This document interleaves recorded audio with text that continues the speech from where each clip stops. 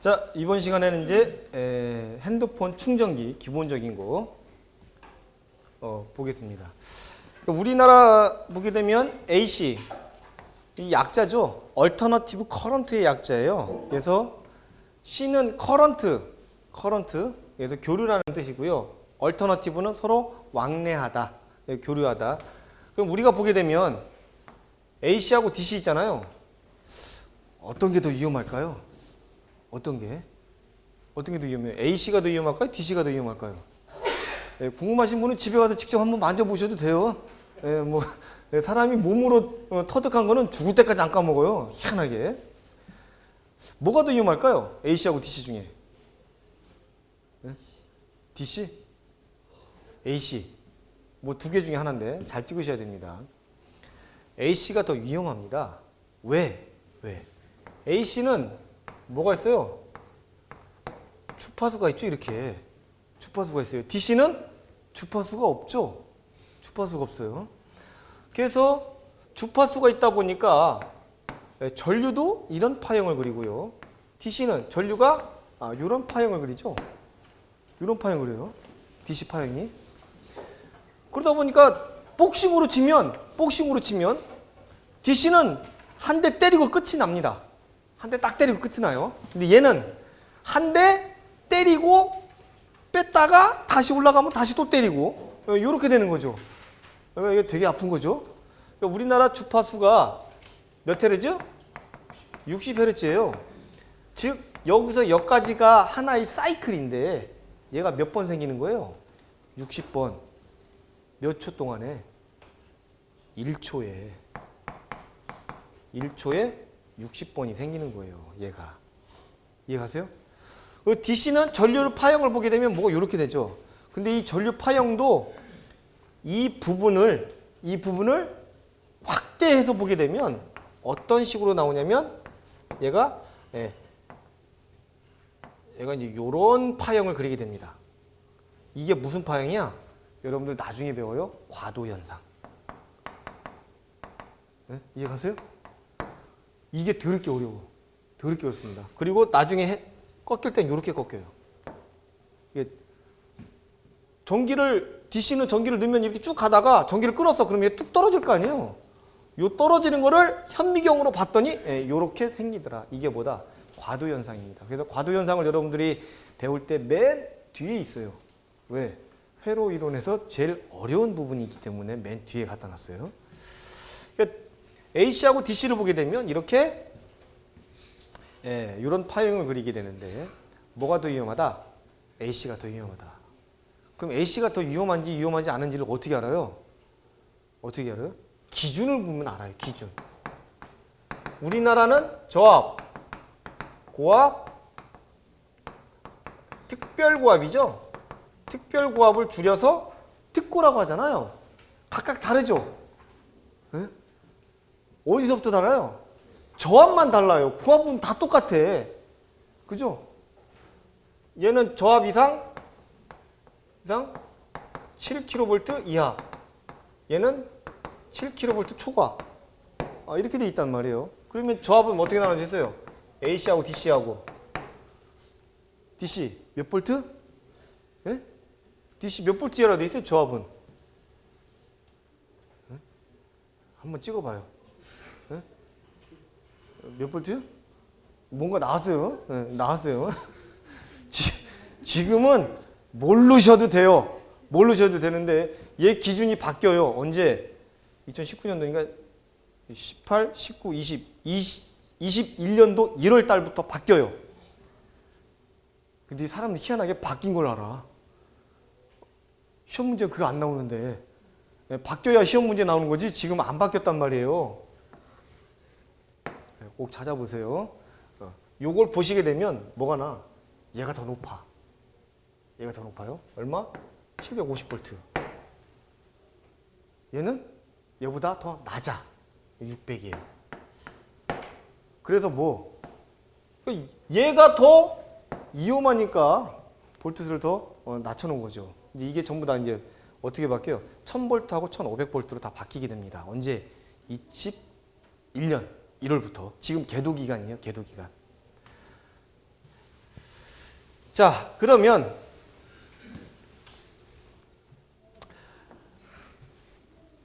전력의 단위를 보게 되면 P는 VI로 표시합니다. 그래서 단위, 와트가 이제 단위가 어떻게 돼요? 와트 이렇게 되는 거죠. 그래서 여러분들 집에 가전제품을 보게 되면 가끔 그런 문제 있습니다. 가전제품에 표시되지 않은 거. 왜 여러분들 소화 기계 구조에 보게 되면 이제 소화기 배우잖아요. 소화기에서 표시되지 않은 거, 뭐 제조사, 그죠? 그런 거 다 표시되죠. 뭐 이런 게 나와. 가전제품도 마찬가지죠. 표시되는 거 뭐가 있어요? 전압 표시되죠. 그죠? 그다음에 주파수 표시되나요? 표시되죠. 주파수 있어요. 60Hz. 전 세계적으로 보게 되면 주파수는 딱 두 종류밖에 없어요. 60이냐, 50이냐. 우리나라는 어디 미국 걸 갖고 왔기 때문에 60Hz예요. 일본은 50Hz로 나가요. 그래서 주파수, 그다음에 소비 전력, 그다음에 전류 있어요, 없어요? 안 봤나? 있나? 전류는 있어요? 여러분들 집에 가서 선풍기 한번 보시는 게 제일 빨라요. 집에 가서 선풍기 딱 보면 전류 없어요. 네? 이런 거는 어디가 있어요? 좀 큰데 에어컨 같은 데 봐야 뭐가 나와요? 기동 전류하고 운전 전류가 나와요. 모터도 그렇죠. 모터. 여러분들 우리 일상생활에 모터가 굉장히 많이 있습니다. 일상생활에. 우리 집에 모터 있나? 모터 있어요? 선풍기. 그죠? 예. 다 꺼냈죠? 예, 선풍기. 그 다음에 또 뭐 있어요? 그쵸, 냉장고. 냉장고에도 모터가 들어가 있죠. 그 다음에 또 에어컨. 그 다음에 뭐 세탁기. 도는 거는 다 들어가 있는 거예요, 다 모터가 들어가 있는 거예요. 우리 주위에 굉장히 모터가 일상화되어 있는 거예요. 근데 모터의 특징이 뭐가 있냐면 요 뒤에 모터의 기동 방식이 있어요. 4가지 직기리스 방식이 있는데 모터의 기본적인 특징이 뭐가 있냐면 기동 전류하고 운전 전류하고 나눠져요. 이게 나눠져요. 얘를 전류가 먹는 거를 그래프로 그리게 되면 여기가 이제 운전 전류라고 치면 팍 쳤다가 이제 이렇게 하는 거죠. 이렇게 가요. 그러니까 사람 심장 박동처럼 치게끔 되어 있어요. 자, 근데 얘가 왜 치냐? 기동 전류 때문에 치는 거예요. 기동 전류 때문에. 그래서 기동 전류 때문에 쭉 쳤다가 다시 내려왔다가 운전 전류로 갔다가 그러다가 이제 다시 또 쭉 쳤다가 이제 이런 식으로 가는 패턴을 그리게 됩니다. 이게 모터만이 갖고 있는 특징 중에 하나예요. 그래서 기동 전류를 어떻게 제어를 해줘야죠. 그래서 무슨 결선을 해? Y델타 기동하다잖아요. 그죠? 기동 전류를 제한하기 위해서. 그리고 소방 같은 경우에는 가장 많이 쓰는 기동 방식이 무슨 기동 방식을 많이 써요? 물론 이제 펌프 사이즈에 따라 좀 다르긴 한데 보통 100마력을 기준으로 하게 되면 100마력 옥내소화전이나 뭐 스프링클러 주펌프를 기준으로 했을 때 100마력짜리면 걔는 무슨 기동 방식 써요? Y델타 기동 쓴 거 아니에요? 100마력이면은 몇 킬로짜리예요? 1마력에 0.74력이니까 100이니까 약 75kg짜리예요. 걔는 사이즈가 작은 놈이 아니에요. 큰 놈이에요. 걔네들은 리액터 기동 방식 써요. 그래서 MCC 판넬 뚜껑 딱 열어보면 그 안에 뭐가 있어요? 리액터가 들어가 있어요. 리액터가. 걔가 뭐다? 기동 전류를 제한해 주는 거예요. 저는 예전에 뭐 봤냐면 현장에서 준공된 지 한 8년 됐나? 9년 됐을 때 소방 검사를 하면서 이제 테스트 밸브를 이제 딱 열어가지고 주펌프가 기동하는 걸 딱 보는 시험을 하는데 그거 딱 돌다가 이제 어떤 사고가 났냐면 MCC 판넬 있잖아요. MCC 판넬. 그죠? MCC 판넬 메인이 300짜리예요. 메인이 300A짜리. 그럼 MCC 판넬 전단은 어디로 가요? 변전실로 가죠. 그죠? 변전실에는 메인 차단기 얼마짜리가 붙어 있었냐면 400짜리가 붙어 있었어요. 얘가 떨어졌어. 얘가 400짜리가. 이거 어지간히 안 떨어지거든요. 얘가. 근데 떨어진 거야. 현장 가니까. 전화가 와가지고. 봤더니 변전실에서 400짜리 차단기가 떨어져 있네. 이거 그냥 잘못 올렸다가 또 큰일 납니다. 그래가지고 밑에 단 부하를 다 꺼놓고 이제 우리가 이제 얘기를 하죠. 왜 얘가 떨어졌을 때 뭐 했냐? 이게 중요한 겁니다. 뭐 했냐? 그랬더니 그 소방 주펌프를 돌리기 위해서 테스트를 하려고 하는데 하는 순간 얘가 이제 소리가 엄청나게 큽니다. 빵 하고 거의 총소리만 해요. 빵 하고 하면서 얘가 이제 떨어진 거죠. 그래서 가서 확인해 봤더니 어떻게 됐어요? 삼상 단락사고가 난 거죠. 삼상 단락사고가. 삼상 단락사고는요, 사람이 일부러 하지 않는 이상은 안 나요. 그 얘기는 뭐야? 중공 때부터 지금까지 한 번도 안 돌려봤다는 얘기죠. 결선, 오결선이야. 결선 잘못한 거예요. 그렇지 않고는 이런 현상이 일어나지 않아요. 그러니까 딱 열어보니까 아주 새까맣게 다 탔어요. 그래가지고 다 갈았죠. 다행히 모터는 안 나갔어. 얼마나 다행이야. 얼마나 다행입니까? 그거 나갔으면 이제 업체에서 이제 다 이제 물어야 되겠죠. 그러니까 이런 현상이 있는데 이게 이 전류라는 거, 그 다음에 전력이라는 거, 그 다음에 이런 전류, 이 전류를 알면 이제 소비 전력이 나오고 그에 따른 뭐가 나와요? 차단기하고 전선 사이즈를 우리가 다 선정할 수 있게 되는 거죠. 그래서 보게 되면 가전제품에 보게 되면 이런 게 있고요. 혹시나 혼동하지 말라고 제가 말씀드리는 거고요. 그 다음에 W, 얘랑 하나로 암기하시는 게 제일 편합니다. W는 PT. 이 W는 뭐요? 얘가 되는 거죠. 단위는 뭐다? 줄이 되는 거고요. P는 단위는 와트가 되는 거고, T는 단위가 세크, 시간이 되는 거죠. 시간. 여러분들이 공식을 암기할 때 이렇게 가로로 암기하는 게 제일 암기하기가 쉬워요. 근데 우리가 이제 소방 기계 쪽에 보게 되면 들을 게 어려운 거, 하젠포화젯이라든지 들을 게 없죠. 윌리엄식. 그거 외워야 되잖아. 그거는 어쩔 수 없이 분수라서 다 외워야 되죠. 근데 보편적으로 식은 전부 다 어떻게 이런 식으로 암기하세요. 왜? 나중에 여러분들이 구하기가 쉬워요. 어떻게? 자, ABC는 가나다다. 그럼 여기서 우리가 C 값은 어떻게 구해요? C 값은 내가 C를 알고 싶어. C 값을 구하고 싶어요. 어떻게 구해야 돼요? 요거를 요 두 개로 나눠주면 되죠. 그죠? 이게 제일 쉬워요. A, B분의 가나다야. 그러면 내가 나를 알고 싶으면 다를 나눠주면 되는 거죠. 식 변환이 제일 쉬워요. 이렇게 암기하셔야지. 이해가세요? 이게 우리가 수학을 언제 배웠어요? 고등학교 때 이후로 배워본 적이 없어. 당연한 거야. 당연한 거. 이걸 제가 저희 딸내미가 초등학교 5학년인데 설명해 주는데 미치는 줄 알았어요. 아우 막 때릴 수도 없고 막 미치는 거예요. 근데 이런 걸 알게 되면 굉장히 식변환하기가 제일 쉬워요. 식변환하기가. 특히나 유량 구하고 마찰 손실 구하고 그거 다 구해가지고 하는 거 이런 쪽으로 여러분들이 응용하시면 굉장히 쉽습니다. 그래서 식은 어떻게 구한다? 어떻게 암기하는 게 제일 편하다? 이렇게 가로로 암기하는 게 제일 편합니다. 해보니까 그래요. 그러면 W는 PT니까 P를 구하려면 T로 나눠주면 되는 거고. 그죠? 네. 이게 제일 쉽습니다. 그러면 줄, 와트. 그죠? 그러면 단위 변환하기 쉽죠? 그죠? 단위 변환하기 쉬워요. 그러면 이런 식 하나를 통해 가지고 우리가 구할 수 있는 인자도 쉽게 구할 수 있을 뿐더러 단위 변환도 쉽게 할 수 있다는 거. 그래서 보기에는 W는 PT니까 P가 뭐예요? VI니까 얘가 어디로 들어간 거예요? 그대로 일로 들어가게 된 거죠. 그죠? P는 VI. 그래서 얘가 어디로 들어가? 그러면은 VIT가 되는 거죠. 얘가 단위가 뭐가 되는 거예요? 줄이 되는 겁니다. 줄.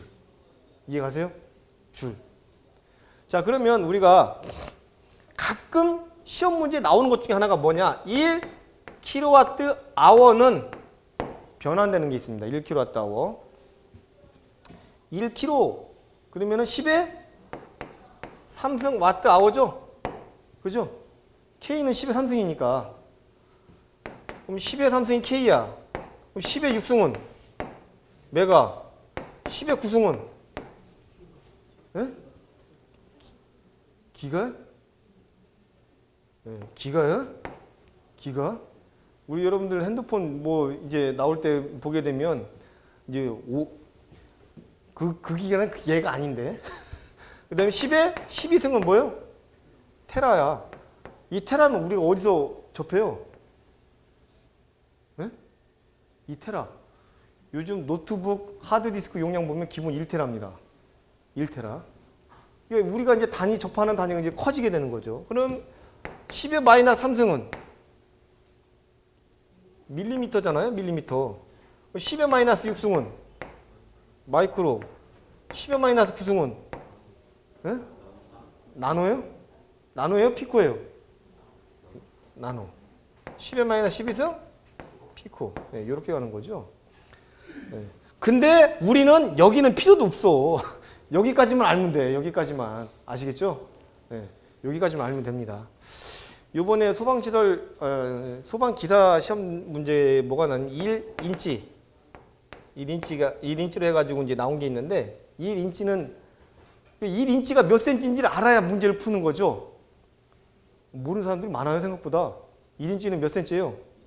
2.54cm죠. 2.54cm. 자, 그러면은 10의 3승 와트 아워 이해하시죠? 그러면 요거를 이제 뭘로 바꿔줘요? 줄로 바꿀 수 있죠? 줄로 바꾸려면 이렇게 바꿔야 될 거 아니야. 그죠? 그러면은 얘가 뭐가 되는 거예요? P가 되는 거잖아요. 와트 아워니까. 그죠? 그러면은 10의 3승 곱하기 얘는 시간을 뭘로 바꿔주는 게 돼요? 이제 초로 바꿔줘야죠? 그럼 이거 얼마를 해줘야 돼? 3,600을 곱하면 되는 거죠?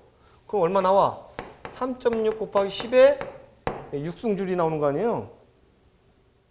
응? 여기서 막히시면 안 되는데? 나중에 많이 힘든데? 응? 여기 단위 변환이 빨리빨리 돼야 돼요. 물론 처음에 할 때는 어려워요. 네, 쉽진 않죠. 그러면 요거에다가 요걸 뭘로 바꿔요? 칼로리로 바꿔야죠. 칼로리로. 그러면 1줄은 얼마? 0.24 칼로리를 여기다 곱해주면 얼마 나와요? 860kcal가 나와요. 이해가세요? 그러니까 이런 단위 변환을 좀 특히나 소방은 많이 하잖아요. 그죠? 많이 하기 때문에 여러분들이 자주 해봐야 얘가 이제 머릿속에 들어오게 되는 거죠. 그래서 어디까지? H는 0.24. 원래 H는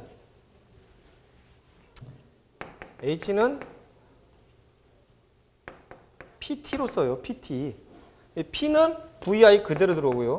VIT인데 여기에다가 뭘로 바꿔줘요? 얘를 열량으로 바꿔주다 보니 칼로리로 바꿔주다 보니까 0.24 PT 하면 얘가 단위가 뭘로 바꿔요? 칼로리로 바뀌어지게 되는 거죠. 그러면 얘를 바꾸려면 뭘 알아야 돼요? 1줄은 0.24 이걸 알아야죠. 그죠? 하나만 암기하세요. 하나만. 또 하다 보면 1칼로리는 얼마야? 4.2줄이야.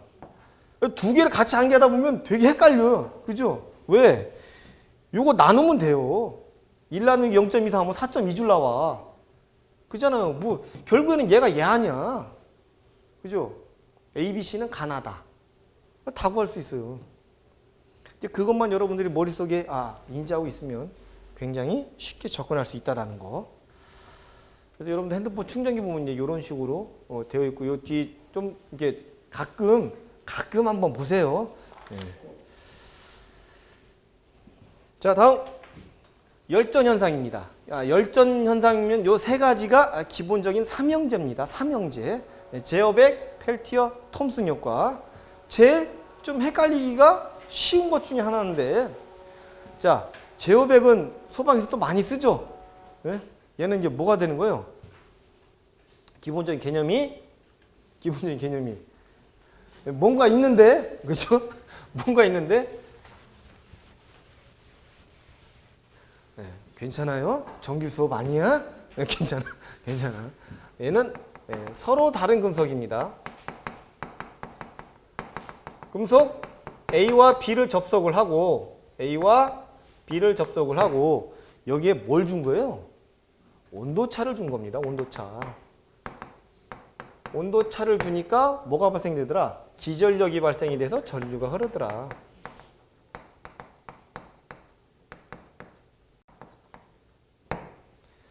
온도 감지기가 다 이런 타입이잖아요. 그죠? 당연히 화재가 나면 온도가 올라가지. 그래서 이 온도차에 의해서 뭐가 발생되냐? 기전력이 발생해서 전류가 흘러가지고 화재 발생을 수신기에다가 알려주게 되는 거죠. 여러분들 수신기 보게 되면 릴레이가 딱 붙어야지 얘가 뿅 하고 누를 거 아니에요. 그죠? 릴레이. 그 릴레이가 몇 와트짜리예요? 기본. 본 적이 없죠. 왜? 이 관심을 갖지 않으면 절대 볼 일이 없어요. 여러분들 수신기에 보게 되면 릴레이가 사이즈가 얼마나 돼요? 되게 작아요. 요만한 밖에 안 해요. 여기 다리 2개, 요 뒤에 다리 3개. 이거예요. 요 다리 2개는 전원, 요 뒤에 3개는 이제 접점이죠, 접점. 그죠? 3로 스위치 접점이라고 보시면 되는데, 평상시에는 이렇게 붙어 있다가, 평상시 전기를 끊으면 A 접점, 여기 전기가 안 가는 거죠. 전기가 안 가고 있는 상황에서 A 접점, 여기가 이제 B 접점이고 A 접점인데, 이 상태에서 화재가 나서 전기가 딱 가서 릴레이가 딸깍하고 붙으면 얘가 어디로 가요? 일로 딱 가게 되는 거죠. 그죠? 그래가지고 어떻게 화재 신호를 발생하게 되는데, 이때 이 릴레이가 작동하는 그 전류값이 얼마냐? 얘가 보통 얼마? 보통 한 2와트 정도 해요. 소비 전력이 2와트. 그러면 여기 있는 전압 알죠? 수신기 몇 볼트 써요? 네? 수신기 24볼트 써요. 볼트 알면, 소비 전력 알면 전류값 나오죠. 근데 평상시엔 작동 안 하죠. 왜?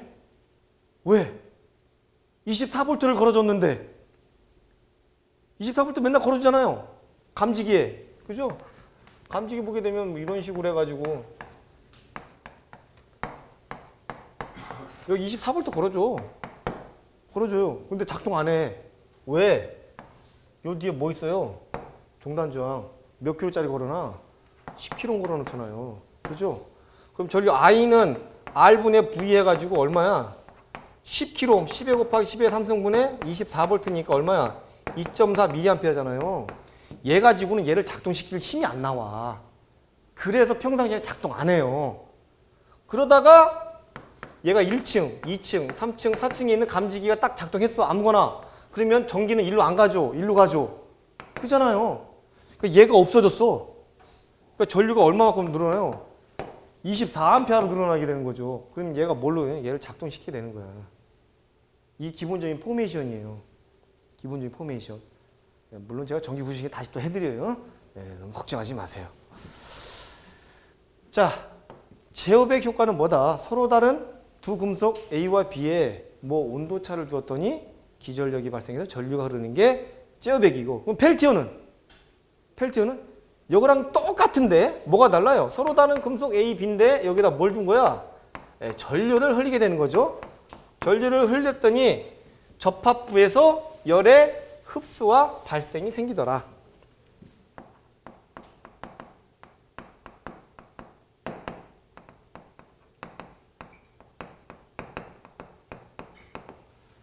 이 원리가 여러분들 에어컨의 원리가 되는 거예요.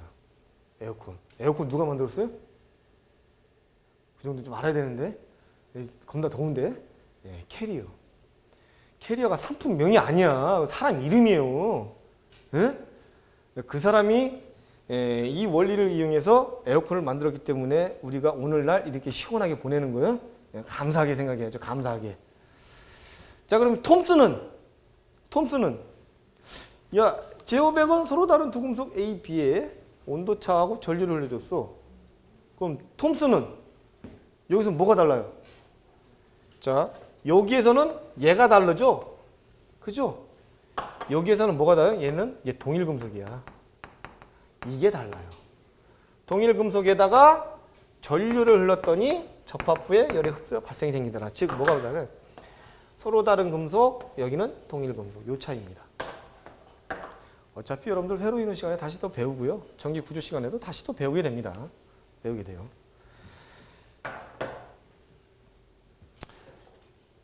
자, 다음 고유 저항에 따른 분류가 있습니다. 고유 저항에 따른 분류를 보게 되면 뭐 도체, 반도체, 절연체가 있는데요. 우리가 전기가 그 저항값은 온도가 상승하면 저항은 증가할까요? 감소할까요? 저항이라는 놈이 있어. 얘는 온도가 상승하면 저항값은 어떻게 될까요? 이거 안 해봤는데. 이거 미치겠네. 이거 뭐 잘 모르겠는데.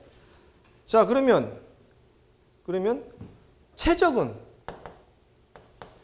이제 좀 최적은 온도가 상승하면 최적은 늘어날까 안 늘어날까? 최적 온도가 상승하면 최적도 늘어나요? 이거 어떻게 알아요? 예? 여기 배우셨어. 배우셨어. 예. 샤를의 법칙이죠. 샤를의 법칙에 보게 되면 온도가 상승하면 부피가 상승하게끔 되어 있습니다. 그래서 뭐가 CO2가 방출하게 되면 부피가 빵 하고 커지게 되는 거죠. 그죠? 그래서 얼마? 1도씨 상승할 때마다 얼마? 273분의 1만큼 부피가 상승하게끔 되어 있습니다. 자, 그러면 저항도 온도가 상승하면 저항도 같이 따라 올라가게끔 되어 있어요. 요거 회로 이론 시간에 배워요. 자, 그래서 보통 이렇게 온도가 상승하면 저항도 상승하는 게 도체입니다. 기본적으로. 근데 반도체 이런 비저항 특성을 갖고 있는 거 있죠. 온도가 상승하는데 저항값이 상승하지 않는 거, 이런 것들이 있어요. 그래서 도체를 보게 되면 10의 마이너스 4승 오미야도 전선 또는 기판, 대표적으로 구리죠. 구리.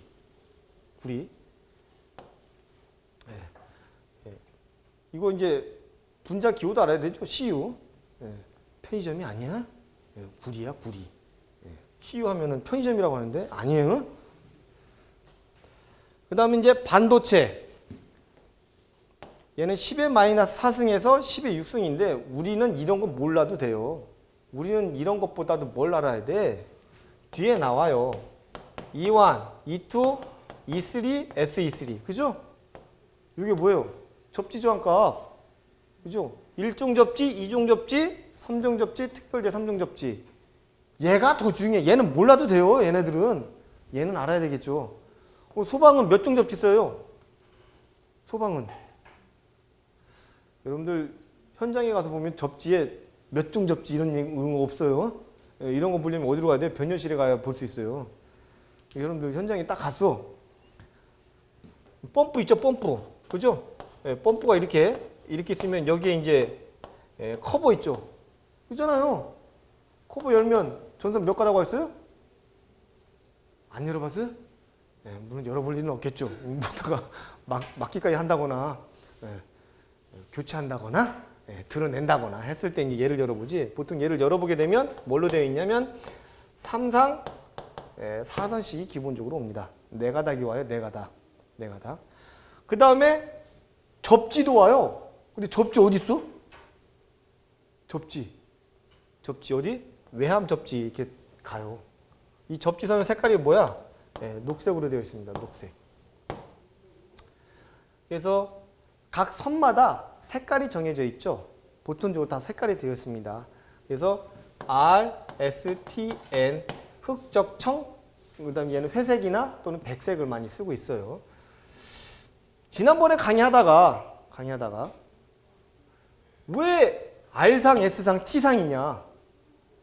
A상, B상, C상이라고 하면 안 되냐? 그 질문을 받았을 때 할 말이 없었어요. 그러네? 왜 RST일까? 왜 RST일까? 인터넷을 겁나게 뒤져보고 구글도 다 뒤져봤는데 딱 하나 그나마 좀 괜찮은 게 뭐가 있었냐면 자, 교류는 얘가 회전을 하죠. 360도 회전을 해요. 그래서 요렇게 그리지 말고 얘를 요렇게 각상 얼마? 120도의 상차가 생깁니다. 이게 평형 3사항일 때 이렇게 120도 상차가 생기는데 어떤 외국 문헌에 보면 R상이라는 말이 이제 뭐다? 로테이션. 회전한다. 로테이션. 그래서 R이고 S는 세컨드 로테이션. T는 서드 로테이션. 그래서 RST다. 근데 여러분들 모타 이거 도면 보게 되면 RST로 안 돼 있죠? 얘는 뭘로 돼 있어요? U, V, W로 되어 있어요. 그죠? 왜 RST로 왜 안 해? 왜? RST는 제가 또 찾아보니까 일본에서 들어온 거야? 이거는 미국이야. 그래서 지금 대부분 보게 되면 UVW, 이제 모타는 전부 다 UVW로 쓰죠. 그죠? 그 도면 보면 돼요. 요 모타 보게 되면 여기 명판 붙어져 있잖아요. 그죠? 명판인데 다 보면 U1, V1, W1, U2, V2, W2로 돼 있단 말이에요. 네? 그래가지고 이건 다 어디서 온 거다? 미국에서 온 겁니다. 미국에서 온 거. 여러분들 소방 화재 안전 기준 보게 되면 국내는 NFSC로 돼 있죠. 미국은 NFPA로 돼 있어요. NFPA. 걔 본사가 어디 있냐면 미국 보스턴에 있습니다. 보스턴. 한번 소방을 입문하셨으면 거기 한번 찍고 와들. 네? 보스턴. 네. 여기 강남에 가니까 보스턴이 있는데 그런데 가지 마시고요. 그래서 R상, S상, T상이 제가 찾아본 것 중에는 제일 근접한 게 그거 같아요. 로테이션, 세컨드 로테이션, 서드 로테이션. 근데 이것도 전부 다 어디? 일본 거고요. 이제는 UVW로 이제 가고 있다라는 거. 자, 다음 접속입니다. 접속을 보게 되면 직렬 접속과 병렬 접속으로 나눠지게 되는데 직렬 접속은 말 그대로 저항을 어떻게 직렬로 연결하는 거죠. 그죠? 그럼 병렬 접속은 이렇게 나눠지게 됩니다. 이렇게. 이게 병렬 접속이에요. 직렬 접속입니다. R1, R2, R3. R1, R2, R3. 소방에서도 직렬, 병렬이 있을까요? 소방에서? 있을까요? 없을까요? 소방은? 있나? 네? 소방에서도 직렬, 병렬이 있어요. 어디? 펌프를 2대를 직렬로 쓸 때, 2대를 병렬로 쓸 때. 생각해보니까 또 있네. 그죠? 네. 그러면 직렬로 쓸 때 우리가 구하는 저항 R은 어떻게 구한다? 그냥 다 더하면 되죠? R1, R2, R3야. 근데 10옴짜리를 15개를 했어. 15개. 똑같은 저항값을 연결했을 때는 어떻게 해? 개수의 저항값만 곱해주면 돼요. 네? 그러면 10옴짜리 15개면 150옴이네. 이렇게 되는 거죠. 그럼 저항은 얘는 여기서부터 이제 들을 게 어렵게 되는 거죠. 네? R은 어떻게 구해요? 보통 2개를 많이 갖고 하죠. 네? R1 플러스 R2분의 R1, R2죠. 얘가 어떻게 나와요? 전류 I는 R분의 V야. 그죠? 그러면 여기에서 R분의 1이 나오죠. R분의 1. R분의 1은 R1분의 1 플러스 R2분의 1이야. 그죠? 여기에서는 V는 IR이야. 그래서 R이 그냥 가요. 분수가 아니야. R1 플러스 R2 그대로 가는데 여기에서는 전류로 구하죠. 왜? 왜 직렬일 때는 이렇게 편하게 더하기만 하면 되는데 왜 병렬일 때는 얘가 분수로 가느냐? 왜? 이유는 간단해요. 직렬 접속일 때는 뭐가 같아요? 전류값이 일정해요. 뭐가 달라? 전압이 달라요. 그래서 뭐가 나옵니까? 전압 분배 법칙이 나오죠. 그래서 V는 IR을 갖고 하는 거야. 그래서 R, 그냥 갑니다. 근데 병렬에서는 반대죠. 전압이 일정하고 전류가 다르죠. 그죠? 전류 분배 법칙이 있죠. 전류 분배. 그래서 전류 분배를 하게 되면 전류 I는 R분의 V 값을 갖고 하는 거예요. 그러면 얘를 V 곱하기 R분의 1 이렇게 되죠. 그래서 뭐야? 요게 1로 오는 거야. 이렇게. 이해 가세요? 네? 그래서 더하기만 하면 돼. 직렬에서는 R 구할 때 R1 플러스 R2. 얘도 똑같이 R1 플러스 R2인데 얘는 뭘로 해줘야 돼? 분수로 해줘야 된다는 거. 단지 그 차이입니다. 그럼 요거를 계산을 하게 되면 R분의 1은 요거 통분해야죠. 네? 통분. 그러면 어떻게 돼요? R1, R2는 R1 플러스 R2가 되겠네요. 근데 우리가 구하는 게 R값이잖아. 그럼 R값을 구하려면 얘를 뒤집으면 되겠네. 그래서 뭐가 나요? 최종식이 R1 플러스 R2에 R1, R2가 나오는 거야. 이해 가세요? 이런 거 몰라도 돼? 우리는 뭐만 하는데 결과값만 알면 되는 거예요. 결과값만. 아시겠죠? 근데 저항이 2개만 있으면 이걸로 되는데 맨날 2개짜리만 해오니까 저항이 5개야. 5개야. 근데 얘가 10옴짜리가 5개야. 똑같이.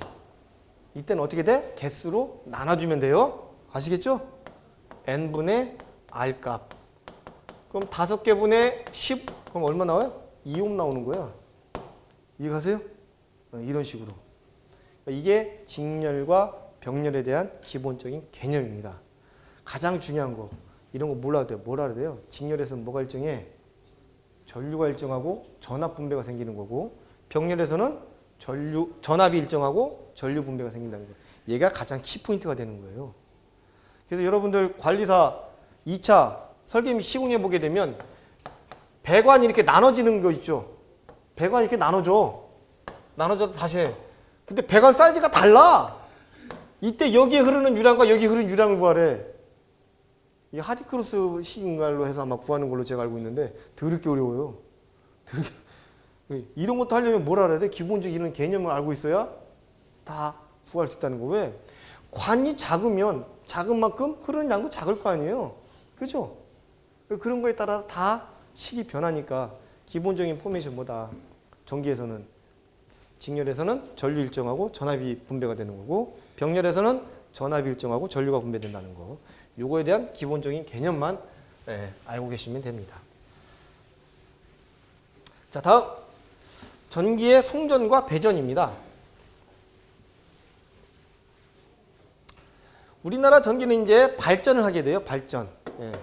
문재인 정권이 들어서면서 우리가 이제 탈원전에 의해서 이제 그 친환경 에너지 하고 있는데 아직 친환경 에너지가 그다지 효과가 좋지 않아요. 효과가 좋지 않습니다. 그리고 요즘 현장에서 가장 핫 이슈가 되는 게 에너지 저장 장치 ESS죠. 우리가 이거를 알아야 돼. 왜? 왜 알아야 돼요? 법에 들어왔어. 어디? 화재안전기준에. 어디 들어왔어요? 근데 화재안전기준에 얘가. 전원의 종류에 들어와 있어요.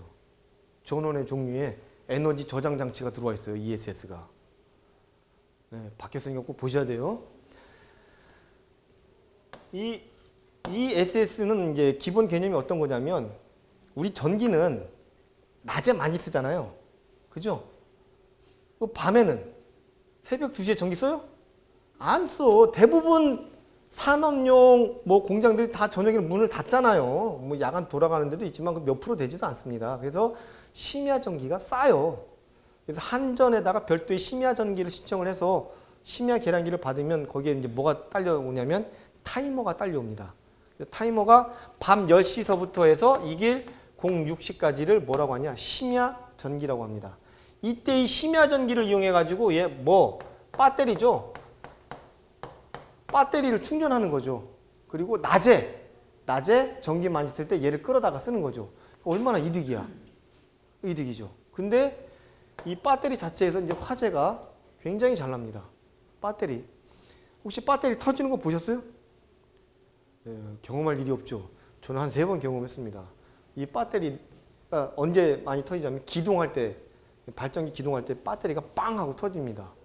그러면 자칫 이 안에 황산이잖아요. 다 뒤집었어요. 뒤집어 써봤는데 뭐 그다지 피부에 화상 같은 거 없더라고요. 저는 병원 갈까 했는데 아무렇지도 않아요. 근데 이 배터리가 자체 내에 뭐가 있냐면 이건 거의 오류 이온물과 같은 거예요. 오류 이온물은 뭐죠? 가장 큰 특징이 자기 반응성이잖아요. 자기 반응성. 그죠? 오류 이온물의 대표적인 물질이 뭐가 있습니까? TNT. TNT의 원료가 되는 게 뭐예요? 니트로글리세린이잖아요. 니트로글리세린이 우리 주위에 굉장히 많아요. 에? 어디?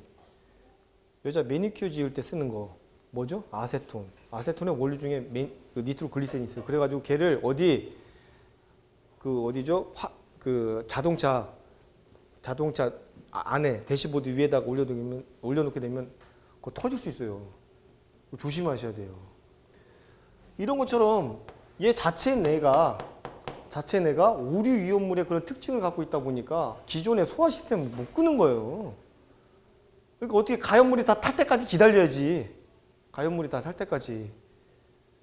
그러면 얘를 끌려면 어떻게 꺼야 돼요? 끌려면 제가 볼 땐 포밖에 없을 것 같아요. 포로 덮지 않는 이상은, 그죠? 포로 덮지 않는 이상은 못 끌 것 같아요.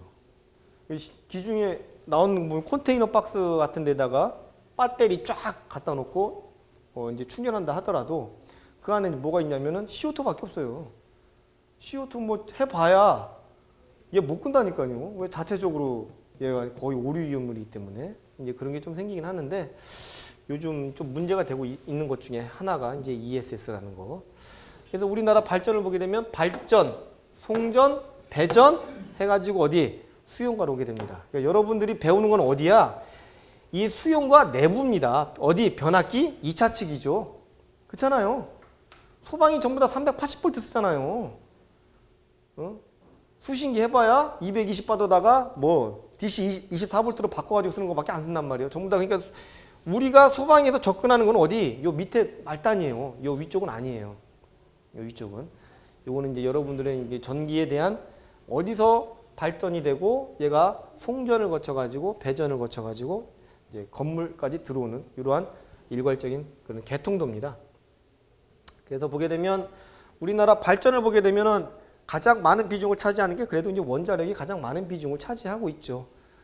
요즘에 그 전기요금 때문에 한참 말이 많은데 누진제가 적용되는 거는요 주택용밖에 없어요. 다른 거는 누진제가 적용이 안 돼요.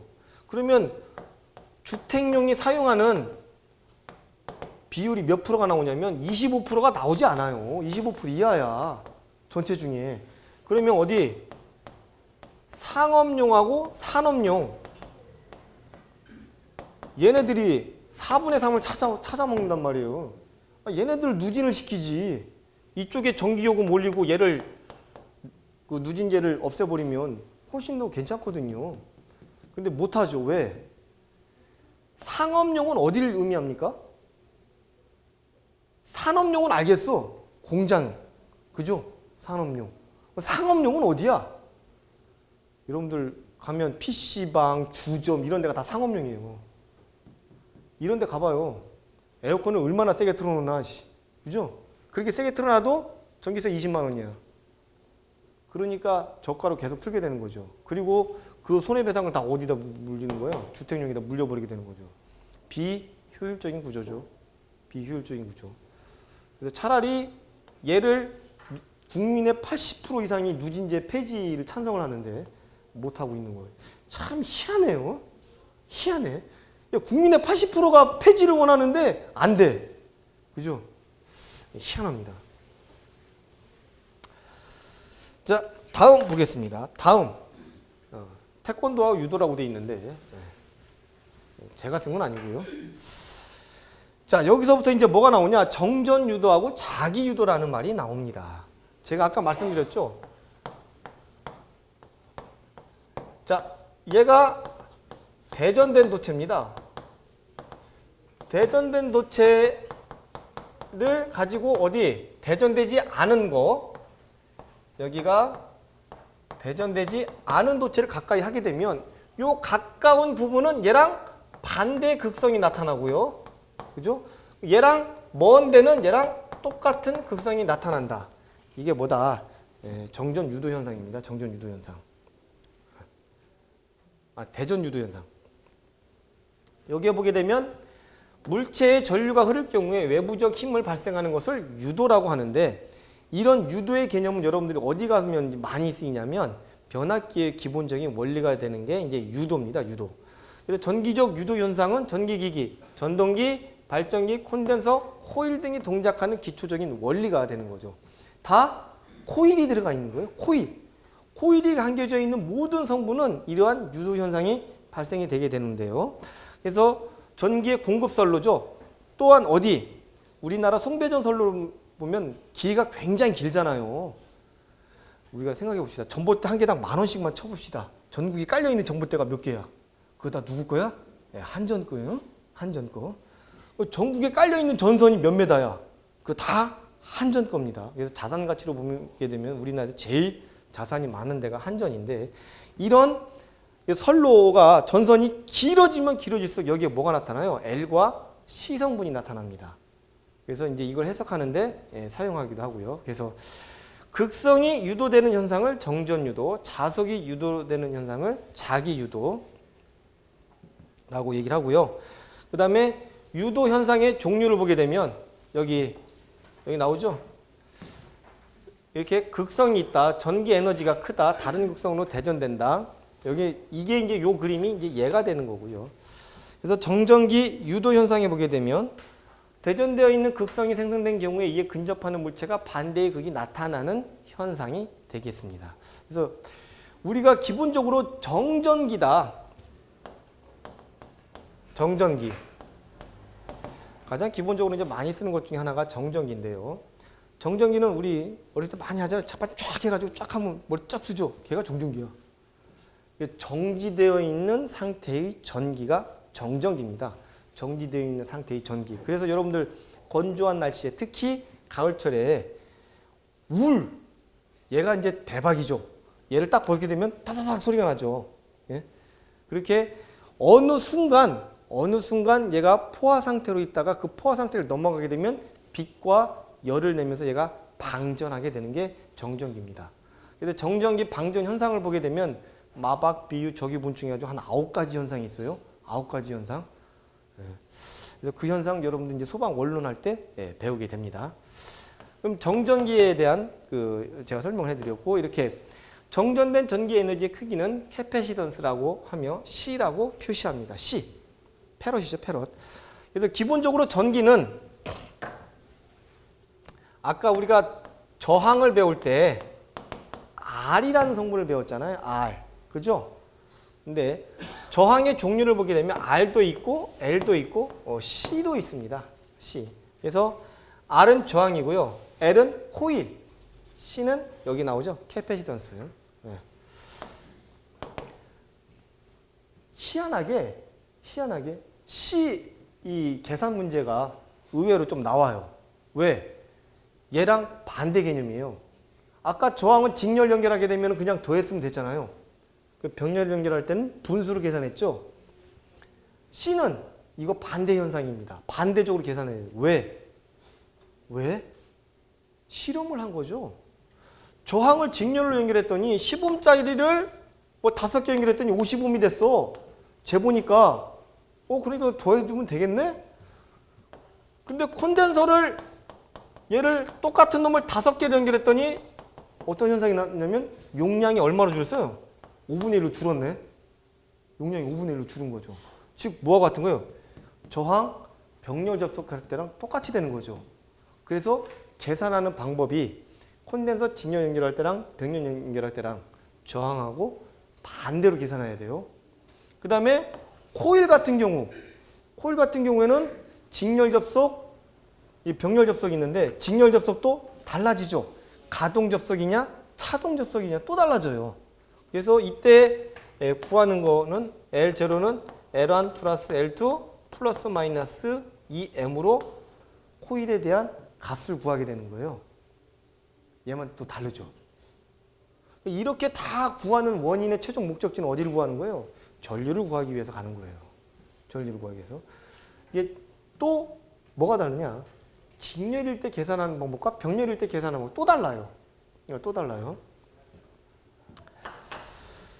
자, 그 다음에 자기유도입니다. 전선이나 코일에 전류가 흐를 경우 외부적으로 전기적인 힘을 나타내는 현상을 뭐라고 한다? 자기유도입니다. 그래서 자기유도된 전기 에너지의 크기를 인덕턴스라고 하며 L로 표시한다. 즉 이제 여기에서는 C에 대한 내용, 그다음에 여기에서는 L에 대한 내용이 나와 있죠.